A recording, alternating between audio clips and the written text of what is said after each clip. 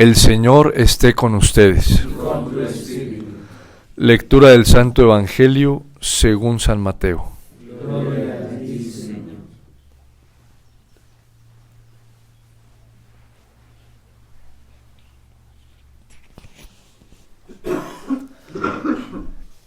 En aquel tiempo Jesús dijo a sus discípulos: Ustedes son la sal de la tierra.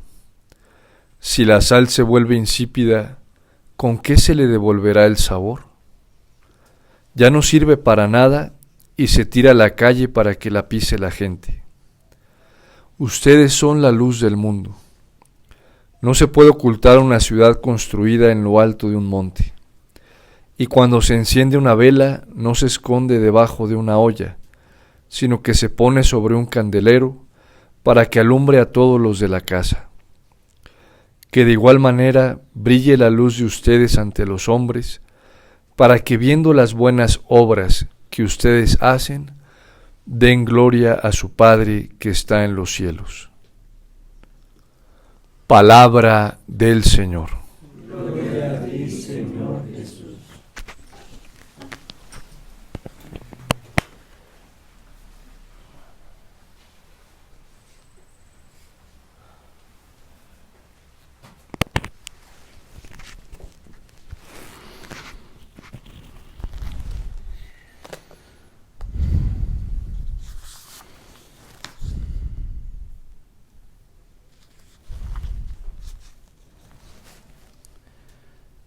Conociendo el contexto en el que está esta mujer viuda, su situación social, política, económica y aún religiosa es denigrante, muchísimo. Primero porque las viudas estaban desprotegidas del derecho político, aún del derecho social, aún más desprotegidas del derecho religioso, porque caer en la viudez se consideraba una desgracia por alguna infidelidad a Dios, al Señor. Es decir, la pobreza de esta mujer no solamente era de orden material, sino incluso también de orden espiritual. Una mujer carente de todo, necesitada de todo. Pero podríamos hacernos una pregunta ante esta realidad del por qué Dios envía al profeta Eliseo a pedirle pan y a pedirle de beber a una mujer que no tiene escasamente una porción para ella y para su hijo, y ya lo único que espera es la muerte. ¿Por qué no mandó a Elías donde los que tienen abundancia material? ¿Por qué no mandó al profeta donde los que sí poseen? Y además, ¿por qué pone a prueba a esta mujer a través del profeta, pidiendo lo que es para ella y para su hijo de primero, pidiéndolo para el profeta? Es el modo paradójico en el que Dios prueba la fe de sus elegidos a lo largo de toda la historia, tanto en el Antiguo como en el Nuevo Testamento, en toda la acción salvífica, la economía salvífica de Dios. ¿Será injusto Dios que le pueda pedir a una mujer que aparentemente no tiene nada para dar, más de lo que incluso puede dar? ¿Será injusto Dios con nosotros, por ejemplo, que en un contexto actual donde hay tanta oscuridad, donde hay tanto pecado, donde hay tanto engaño, donde hay tanta cizaña, donde hay tanta perversión, será injusto Dios al pedirnos que seamos santos, que seamos perfectos, en las palabras del Evangelio, que seamos sal y luz de la tierra? ¿Cómo Dios nos pide santidad en unos ambientes sociales, políticos, aún religiosos, culturales, que están tan oscurecidos? ¿Será injusto Dios? ¿No debería más bien Dios ajustarse al conformismo de este mundo que ya se está conformando en idolatrar la debilidad y en vivir conforme a la debilidad nos lleve y estar entregados a la maldad, al error y al pecado? ¿No debería Dios entrar más bien en esa realidad de comprensión de la debilidad y ajustarse al ritmo y a la naturaleza de la debilidad? ¿Por qué Dios nos pide a través de su Hijo, ya no a través de Elías, sino que a través de su Hijo, nos dicen sean santos y perfectos como mi Padre Celestial es perfecto? Incluso con un imperativo más exigente, porque la perfección y la santidad que nos pide es la misma santidad y perfección del Padre. ¿Qué está pasando? ¿Qué pasa entre lo que nos ofrece el mundo, lo que nos proponen los hombres y lo que nos exige Dios? ¿Será injusto Dios? Y esta mujer obedece a las palabras del profeta. Ahí está la clave. A pesar de que no tiene, a pesar de que sabe que lo que se le está pidiendo supera sus fuerzas, sus capacidades y aún sus recursos materiales, ella cree. Ella cree en la palabra del profeta. Ella cree en lo que le está anunciando el profeta y obedece. Por eso la Iglesia nos ha enseñado a través del magisterio que la fe católica, la fe cristiana, tiene una característica y es la obediencia. Pero no la obediencia cualquiera. De hecho, la obediencia cristiana tiene un apelativo y una dirección muy clara. Es la obediencia a Dios. Es la obediencia a su palabra. No es la obediencia a los hombres. Es la obediencia radical a Dios, contundente a Dios, a su palabra, la palabra que Él nos anuncia a través de los profetas, la palabra que Él nos transmite a través del gran profeta que es Cristo Jesús.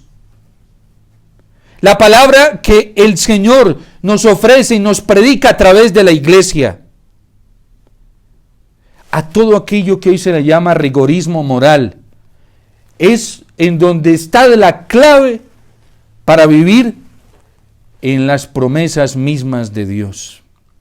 Porque Dios no es tan exigente cuando nos damos cuenta que hay una promesa para todo el que le obedece.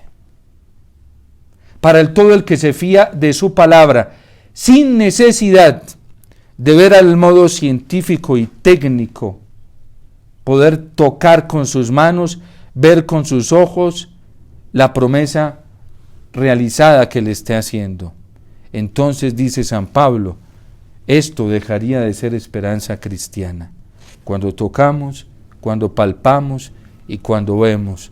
O la misma carta a los Hebreos nos dice en el capítulo 11 que la fe es garantía de lo que no se ve y prueba de lo que se está esperando. ¿Por qué no gastar la vida? ¿Por qué no arriesgarlo todo por obedecerle a Dios? Incluso como aquel lema de los santos, es preferible morir que pecar. Y por eso hoy son santos, y por eso hoy son mártires, y por eso hoy son admirables, porque prefirieron incluso morir antes que fallarle al Señor. En el mundo hay gente que prefiere morir por otras cosas. Hoy, por ejemplo, hay gente que se está desgastando y está arriesgando la vida hasta la libertad humana en nuestro país por tener la esperanza en los hombres, no en Dios. Por guardar un puñado material, económico o estructural. Y ya no está poniendo su esperanza en Dios, está poniendo la esperanza en los hombres. Así hay cristianos hoy, y lo estamos viendo palpablemente. Un miedo se ha sembrado en nuestra nación y en el mundo, pero sobre todo en nuestra nación, en vísperas a las elecciones presidenciales, y la gente por miedo de perder una posición social, de perder una posición política, de perder una posición económica, está dispuesta a arriesgar la verdad, a arriesgar la vida, incluso a arriesgar la dicha bienaventurada con Dios en la eternidad. Esa es la propuesta del mundo. Esa es la propuesta de la predicación del mundo. Ese es el mensaje profético del mundo. Ese es el mensaje profético del mal. Opta por el hombre y yo te daré poder. Opta por darle culto al hombre y yo te doy dinero. Pues a Cristo mismo se le ofreció Satanás. No tuvo vergüenza alguna en hacerlo con Cristo. Lo llevó al alerón más alto del templo y le dije, mira, todos los reinos de la tierra son míos. Y en verdad, Cristo reconoce que el demonio es el príncipe de este mundo.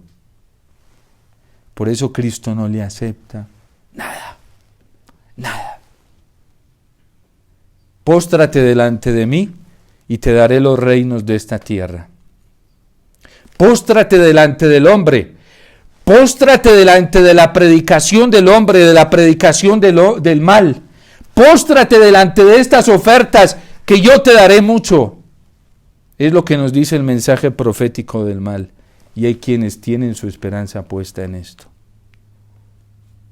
A mí me encanta mucho esa propuesta determinada de San Ignacio, cuando nos propone a meditar para la elección de estados sobre las dos banderas. Para San Ignacio no hay ni 3, ni 4, ni 5, solo hay 2 banderas. San Ignacio es mucho más simple en esto, y no me refiero a la simpleza relativista o superficial, sino a la simpleza como un fruto, un camino de la verdad, de la claridad. Solo hay 2 banderas, la bandera de Cristo, con una oferta y con un catedrático que es Cristo y enseña cuál es el camino de la salvación. La bandera del demonio, con un catedrático que es Satanás, que tiene su propio lugar establecido, que tiene su enseñanza y tiene ofertas también, tiene bienes para ofrecer. ¿Sobre cuál queremos estar nosotros?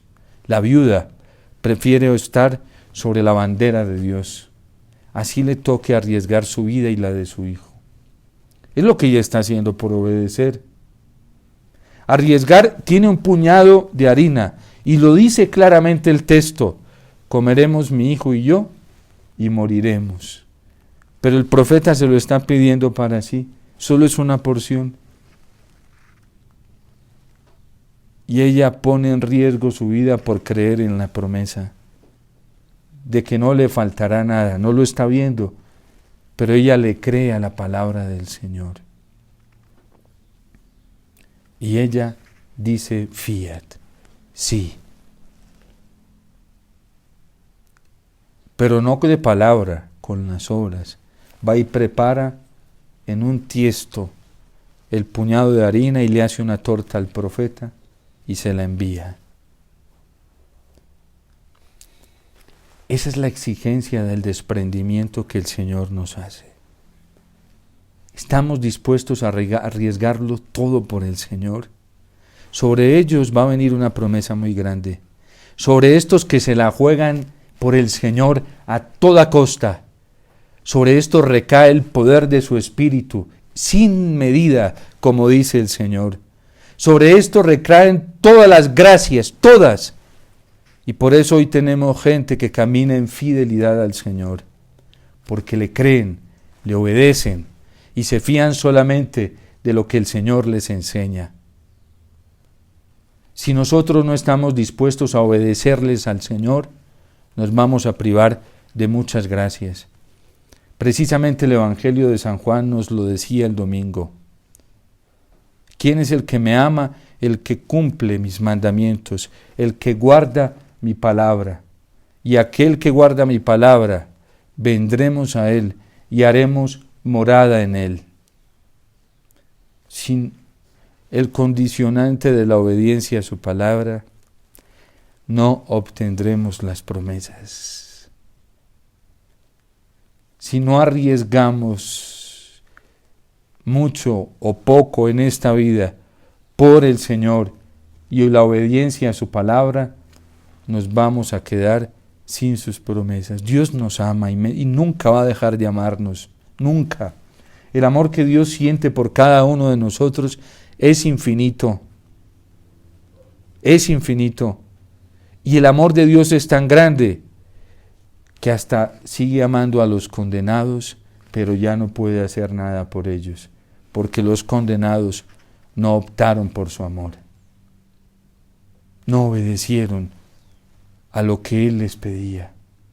Ese fue el destino de Satanás, de Lucifer. Dios lo amó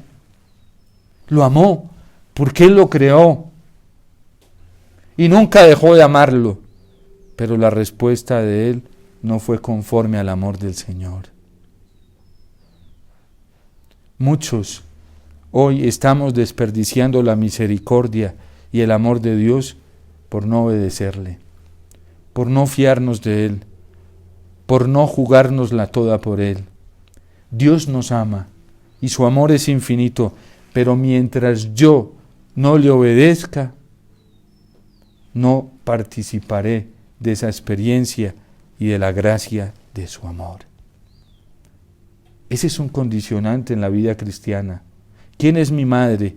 ¿Quiénes son mis hermanos? Hay un condicionante para poder ser madre y hermanos de Jesús: el que cumple la voluntad de mi Padre que está en los cielos. Ese es mi madre y mis hermanos. ¿Quién es mi amigo? Lo vamos a ver claramente en el Evangelio de San Juan. ¿Quién es mi amigo? El que guarda mis palabras. Y sabemos que el verbo que utiliza el texto es de guardar y de cumplir.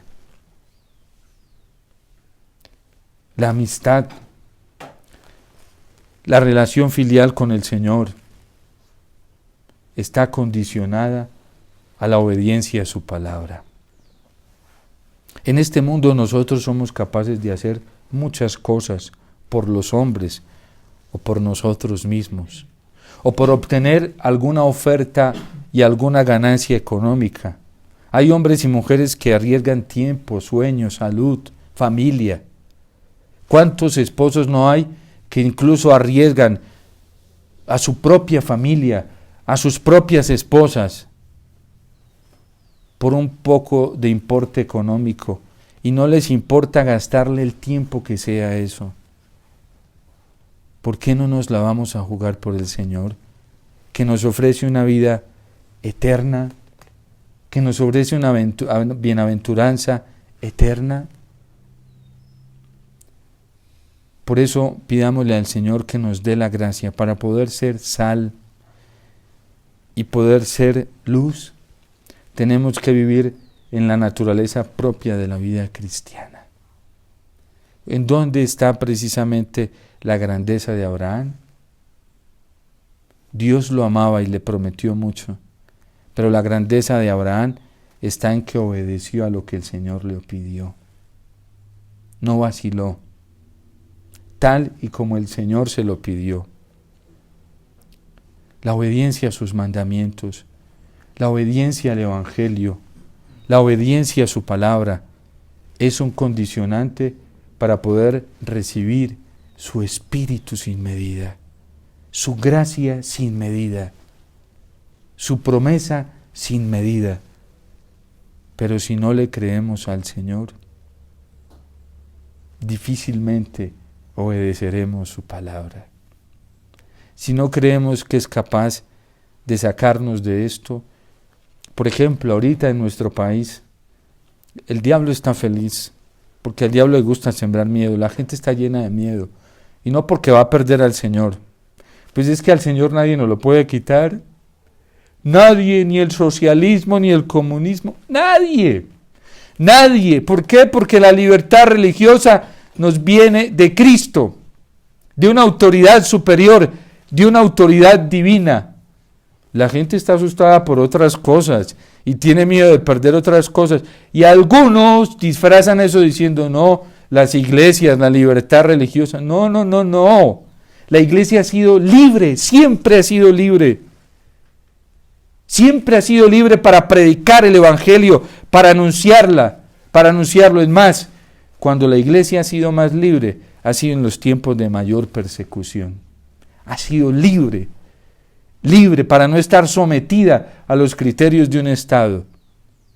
De hecho, cuando la iglesia, en algunos momentos por tentación y por miedo, cayó en ese enmaridamiento con el Estado, le trajo consecuencias muy terribles a la iglesia. Por eso en un tiempo de la historia se dio la separación entre Estado e iglesia. Pero eso es histórico.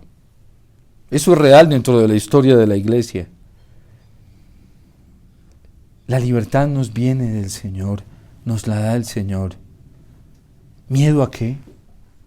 Si el Señor tiene el poder para derrotar todo, quien confía en el Señor y en su promesa no le tiene miedo a nada. El comunismo, el marxismo, el socialismo, eso queda chiquitico para el soplo del Señor.